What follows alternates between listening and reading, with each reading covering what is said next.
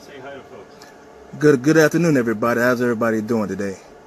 All right, and let me just, and it's a good thing we did that just now because I had your mic on, but I had the volume turned all the way down. So now it's not anymore. People can hear you, which Okay, is good. good on, it's good on radio when people can hear you.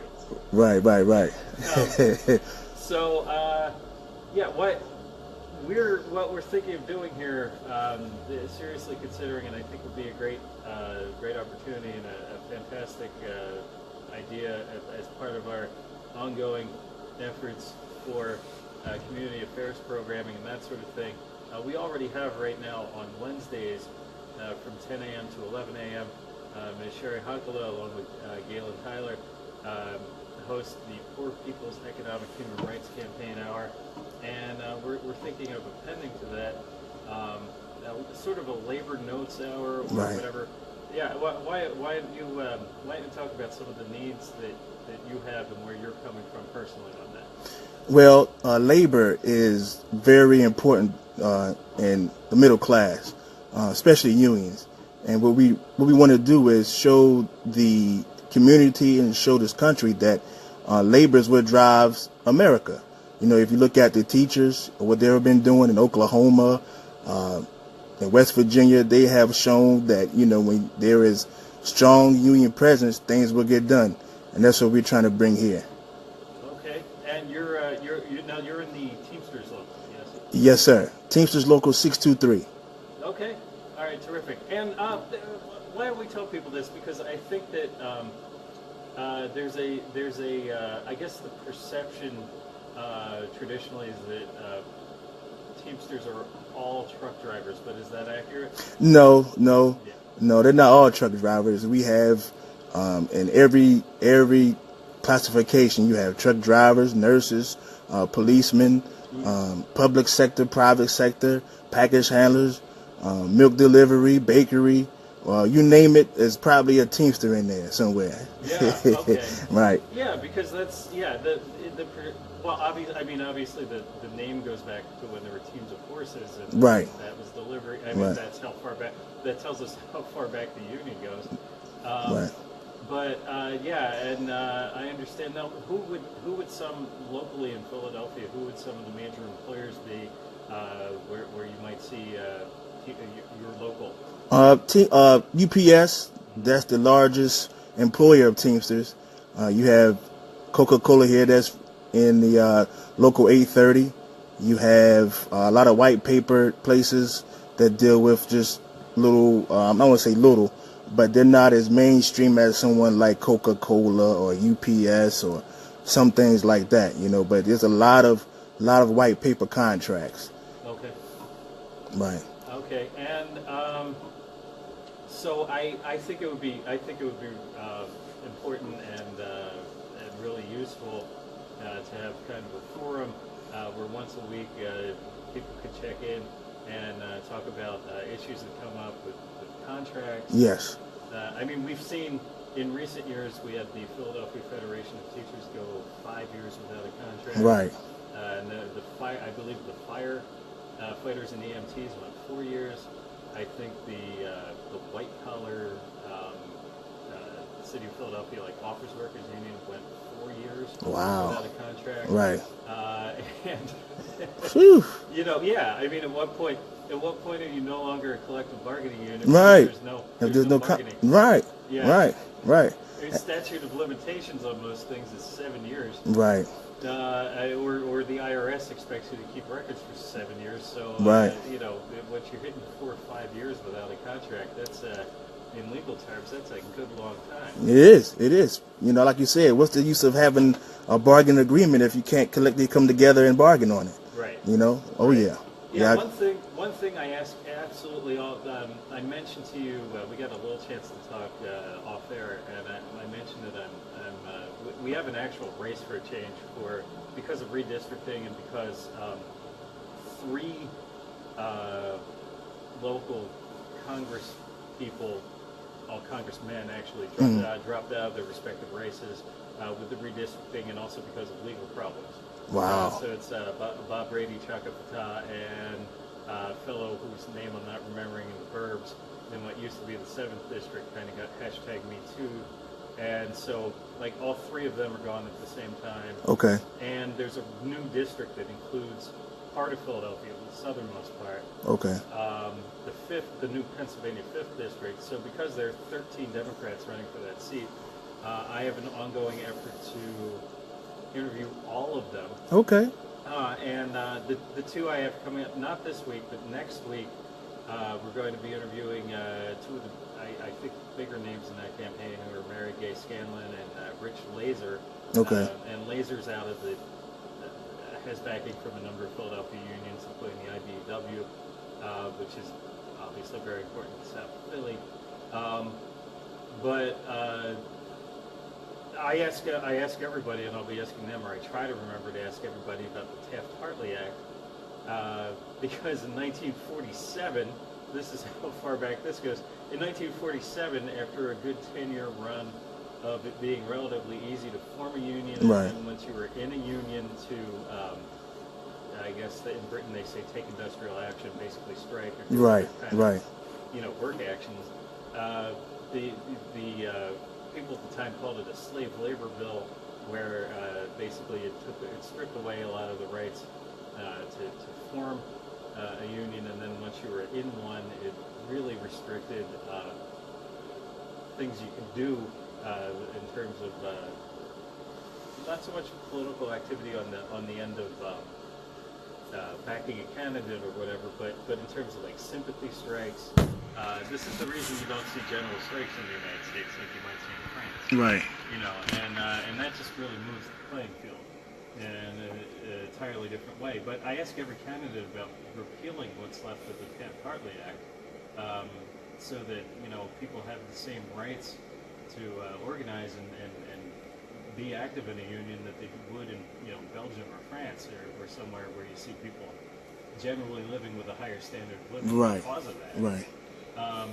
But yeah, and it just doesn't. It used to be, 70 years ago, it was a major issue, and actually Truman tried to veto the passage of the Taft-Hartley Act, and it wasn't just the Republican Party. There were over 100 Democrats that did it too. Right. And it used to be a thing that came. I mean, in the 40s and the 50s, well before I was born, it was an issue in campaigns, and it doesn't. We've just kind of decided we're going to live with it now. Right. And that, like the way the National Labor Relations Board works now, or the way that there isn't card check and that kind of thing, you can draw directly to the Taft-Hartley Act, which is a law that was passed 71 years ago. Wow. Right.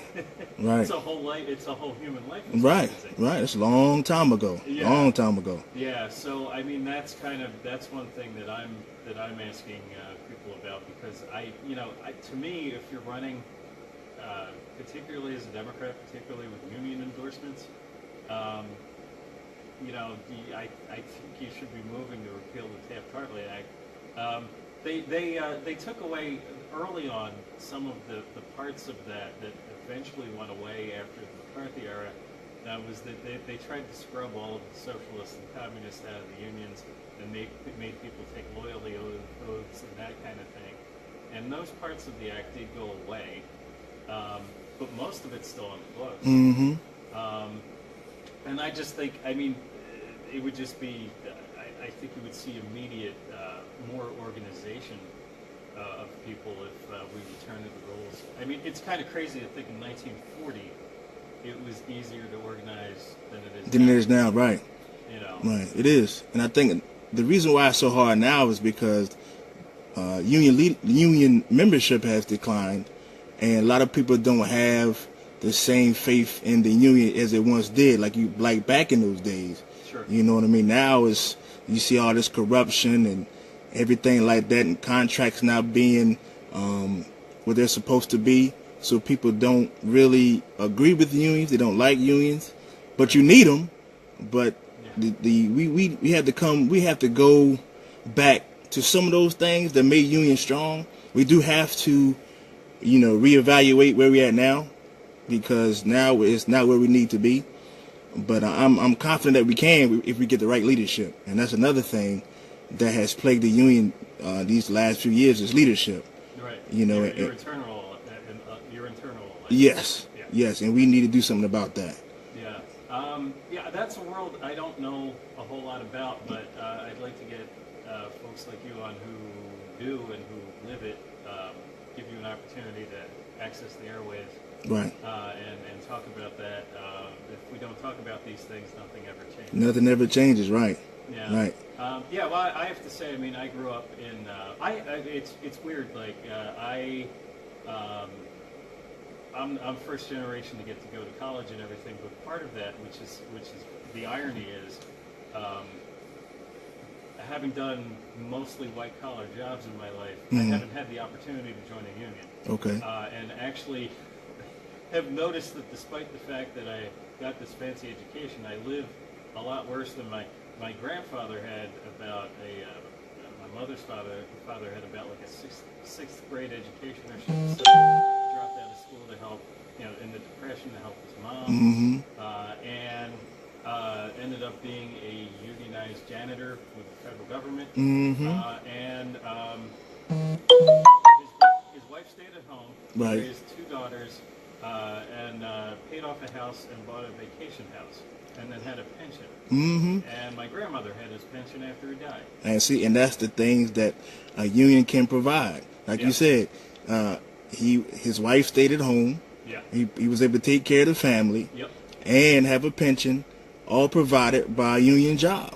Yeah. And that's what we're trying to fight to protect. Now, big corporations, they don't want that. Right. They don't want that. So that's why we got to fight, stand up together, so we can keep that way of life for the middle class. Right. And you have one job, so you See? can go home and enjoy life. Right. Yeah. Right.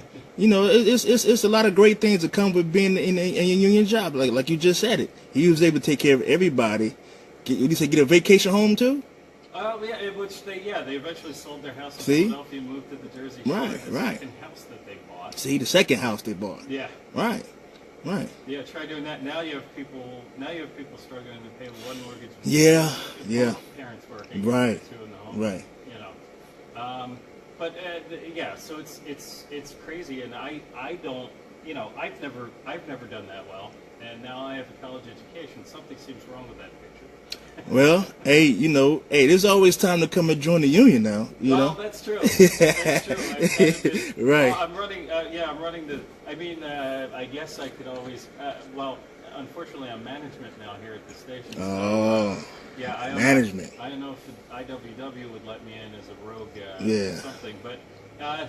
And then. I mean, I'm management and we have no employees, so. Yeah. I guess I could withhold labor from myself. Right. So the other thing that always too, when I'm in arguments with people about, you have to be, what you hear online all the time, the argument is always, you must be a weak individual or something like that if you need to join into a union, or why can't you do things stand on your own 2 feet, or, that kind of thing. My return argument is, well, why don't I ever hear these arguments for a corporation? Because a corporation is a group of people banding their capital together. Right. And protecting that in different ways, where in fact, the whole point of them, I mean, you have names like Limited Liability Corporation. The whole point is obviously that individuals not be responsible for things. Right. Which, by the way, is not exactly what happens in a union. Right. Despite things people may hear about tenure and that kind of thing. People can still be fired. Yep. Yeah. And but my argument's always been, why do we allow, I guess the day that we make corporations illegal in the United States is a day where I'd say, well, maybe unions shouldn't be legal. But as long as we let people tie their capital together and form a corporation for the purpose of shielding themselves and deriving tax and other benefits, from banding together. Right. Why can't we let people? Why can't join we a let union? people pull Right. their Yeah. Labor Right. cost, their labor value the same way that we let people pull capital value. Right. Because unions are necessary, especially like you say with corporations like we have now, these big corporations make all this money. Right. And when you have a collective bargain agreement, the union benefits from, that agreement. So that's why we need those things, because when the corporation makes, that kind of money, and we want them to, Right. but we want to make sure that they take care of the people Right. that has been taking care of them. Right. And that's why, unions are very, very important. Even now we have a contract coming up soon. In about 3 months it expires. And, the company I work for, man, they make so much profit, man. It's unbelievable. Yeah. And, of course, they want to keep it all. And, which corporations do. And they should. But when you have a union, you have to do what's right by the people that make you all those profits. Sure. And that's what we're fighting for. Okay. Well, it seems fair to me. I just and it's funny too. If you read, which I did. It turns out I ended up with a political science degree, and I ended up reading. People should go back to this stuff, but not just. Obviously, this is all. If you read Karl Marx, all of these things are in Marx, but what people might be very surprised to know is that people always, all the time, who are supposed to be big capitalist fans, always talk about Adam Smith. Invisible Hand of the Market is usually what they talk about with his Right. long treatise on the Wealth of Nations. What Adam Smith actually says is that and nobody ever reads this, nobody ever reads what he wrote. They just misquote him. He said that companies, factory owners, were banding together to arrive at points for a point where they were going to collude to set wages at certain places, and they were going to collude against workers, and then workers would organize in reaction to that. Mm-hmm. So actually, Smith says that there's a tendency of capital, basically. This is before Marx, so not putting it in those terms, but the capital does the banding together first, and that the workers band together as a response to it, right? Yeah, right. And if you were to read that to somebody and not say who wrote it, they would say, "Oh, it's got to be Lenin or Marx or Mao or somebody." And here it's Mr. Capitalism himself, Adam right. Smith. But I find that all very interesting, and actually he was very interested in markets finding prices, but markets finding prices because there's some regulation and there's some fairness, and again, all of this is from Mr. Capitalism, right? Right. Who was also a major fan of public education, which we never hear about. Oh, okay. Yeah, he thought the only way that you're going to have people arriving at prices in the marketplace well is if they're well educated. Right. So you don't have to go. This is not the first time on this station I've mentioned it. I hear that book thrown at my head, kind of metaphorically, intellectually all the time, and I always ask, have you actually read it? Mm-hmm. Right. So we're hoping to get some kind of. I don't want to give the show a title. You'll come up with a title, labor notes or whatever we call it. Right. Program on Wednesdays. That sounds great to me. And what else would you like to say to people out there generally? Well, to all the local 623 members and all the Teamster members that's watching right now, we got to stick together. It's only about 3 months left in this contract, and I know everybody is all disgruntled. We have no confidence in the leaders, but I'm asking you guys that you have confidence in each other, because we're the ones that have to live by the contract, not the officials, not anybody else. You are the ones that have to put the food on your table, so you're going to have to be the ones that depend, we have to depend on each other. I know there's a lot of infighting and stuff, and families fight, we all do, but, we got to look toward the goal, and the goal is to get a great contract. We already know what the company is going to do, and that's what they're supposed to do. We pay people to protect us, and those people need to protect us. We have our time, and if it's time for those guys to go, which it is, then we need to step up to the plate. You can't win the game sitting on the sideline. You got to get in the game and you got to play. You got to fight. You got to stand. Nobody's going to give you anything. That's why I came out here. That's why we've been making this 623 Lives Matter movement what it is, because no one is going to give you anything. Either you got to work hard for it and you got to take it. One or the two. You just can't sit down and let other people make decisions that they don't have to live by. I'm going to say that one more time. We can't let the people that don't have to live by our contract keep making decisions for us like this. They keep showing it, they keep proving it, and it's our time. So I'm hoping that you guys will tune in on Wednesdays and, give us some good ideas. Whatever you want to talk about, let us know, and we'll put it on the air. Whatever questions you may have, ask them. You don't know if you don't ask. So you got to make sure that you guys, we got to stay together. We got to stay connected. We got to stay involved. We got to stay engaged, because 3 months going to go by fast, so we don't have a lot of time. And I'm hoping that they come to an agreement. They file the paperwork for us to strike if need be. That may be what we need to do.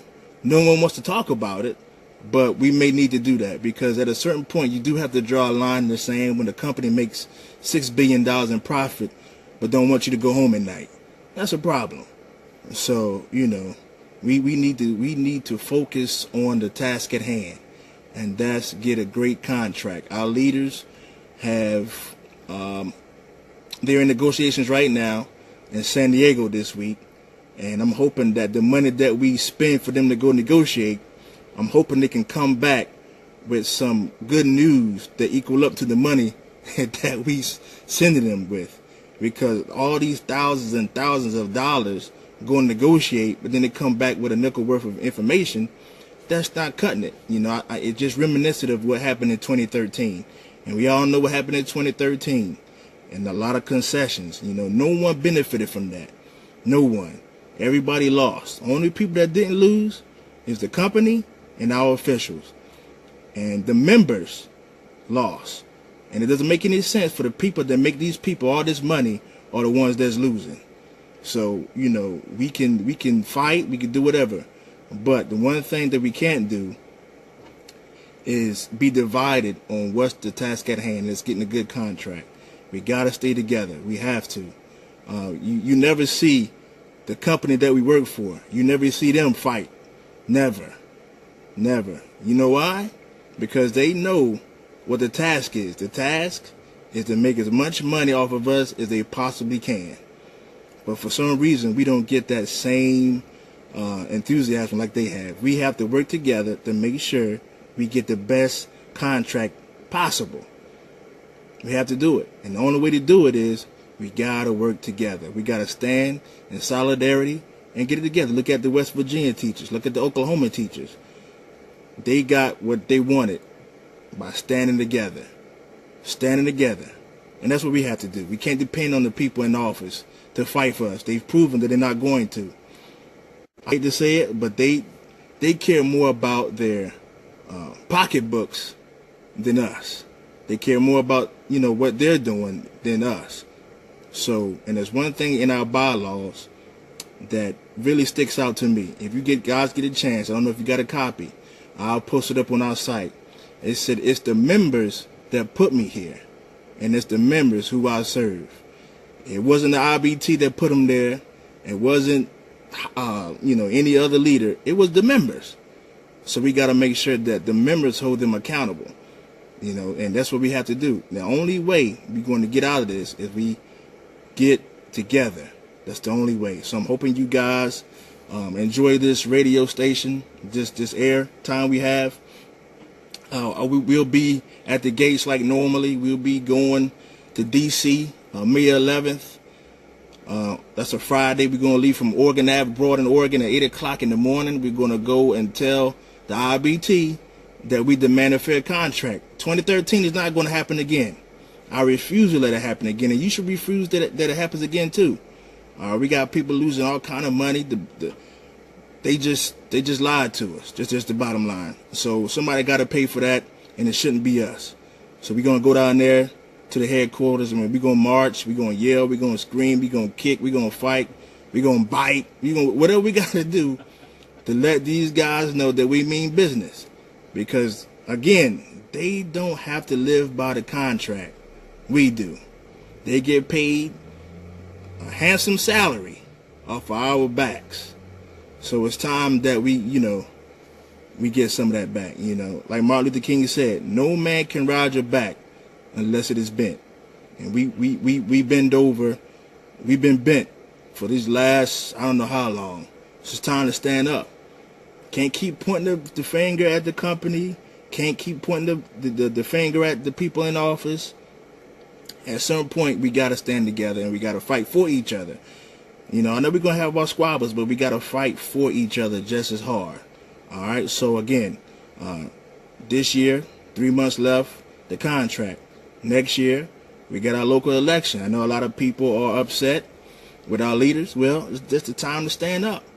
It's good and it's great to say how you feel online and in the hub, but you got to put it on paper. That's the only way it counts.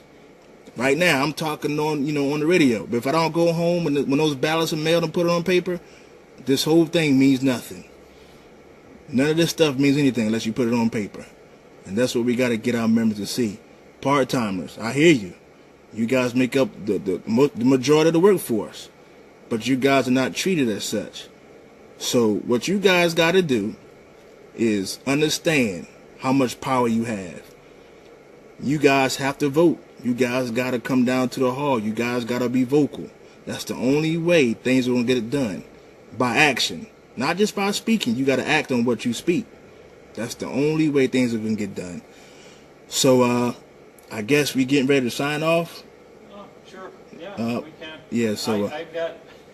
well, I think that was very well put, and I look forward to a program that you're going to be a part of. Yes. Because, part of the whole idea of the station is that people that are on the inside of something and understand it get access to the airwaves instead of getting what we usually do. I've said this 10 times if I've said it once in the station. Mm-hmm. We usually get somebody who has a communications degree, doesn't necessarily have any experience doing anything else.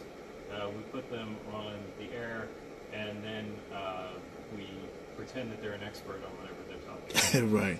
And that's how we end up with Bill O'Reilly going from, I guess it was Inside Edition to, national news. Right.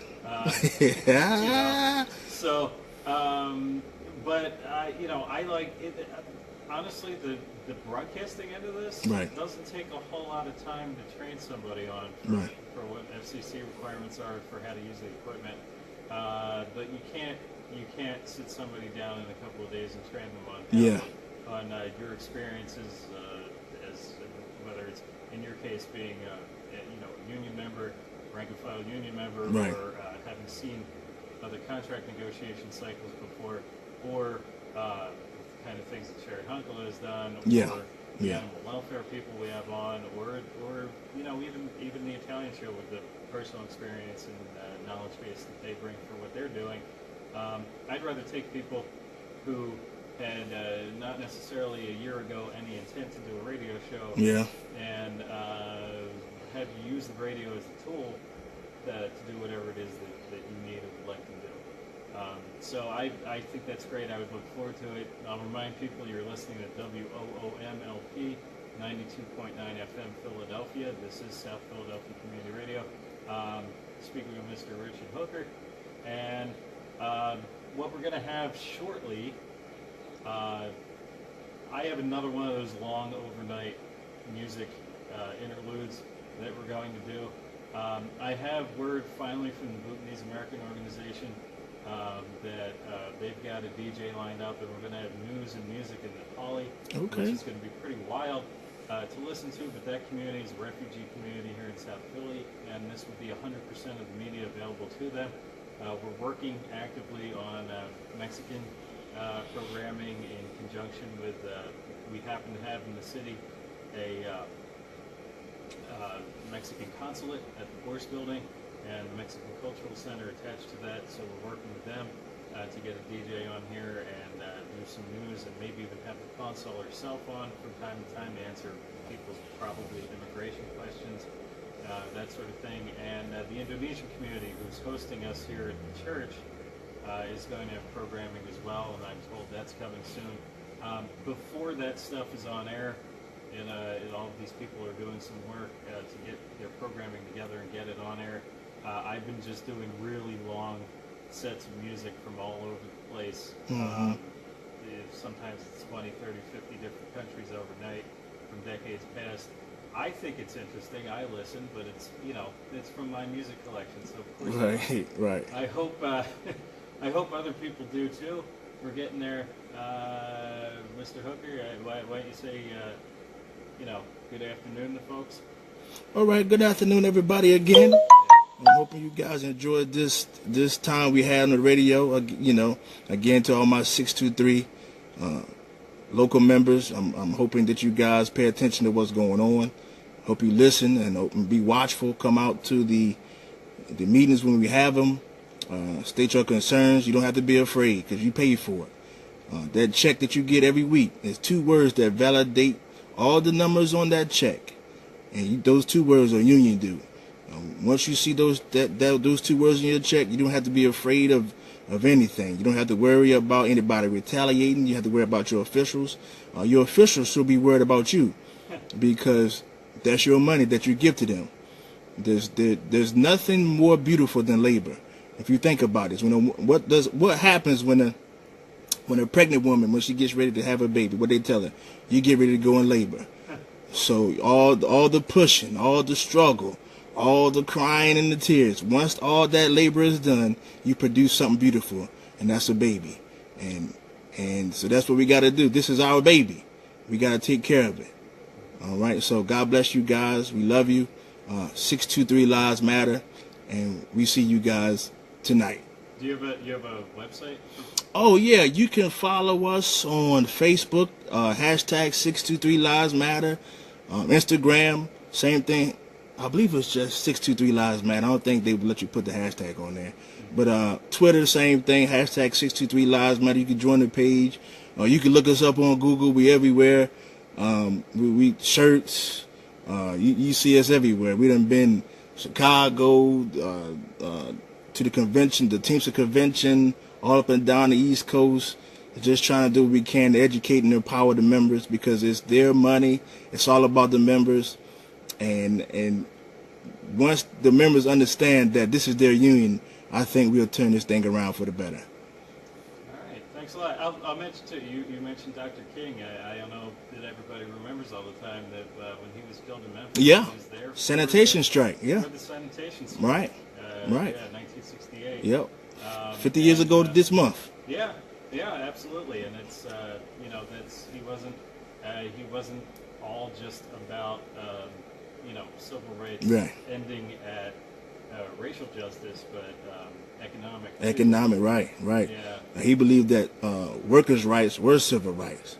Yeah. You know what I mean? So, that's one of the things that I did admire about him. And I try to pattern what I do after some of the things he's done. You know what I mean? I'm not trying to be him. You know what I mean? Because I could never do that. But what he did. Your pool game? Oh, I can't play pool. Well, then you can't be. Nah, I can't pool. He was quite good. Oh yeah, I never knew that. Oh, there's a great photo. You go, use the search engine, throw in his name and okay. billiards table or something. I'm gonna check that out. Photo of him doing a behind the back shot. Okay. Yeah. If you can't play some 9-ball or whatever, you can't. Yeah. No, I can't. I played pool, maybe once or twice. Yeah, and then once I saw how bad I was, I said I never do it again. Oh no, apparently he was pretty good with a pool cue. Oh, okay. Among other things, yeah. Yeah. Oh yeah. Yeah, I like those little tidbits of history. It makes them more human. Makes them more right. I agree with that. Relatable. Yeah. Yep. Definitely. Definitely. All right. Well, it's great talking to you. I'm gonna have let's see, after the couple announcements, I think the first thing that queued up happens to be Mr. Bo Diddley, or as Wolfman Jack would have said it, Mr. Bo Diddley. A few tracks of his from the '60s, and then I forget what else is queued up, but that should run until morning, and so stay tuned here to WOOMLP 92.9 FM Philadelphia. This is South Philadelphia Community Radio.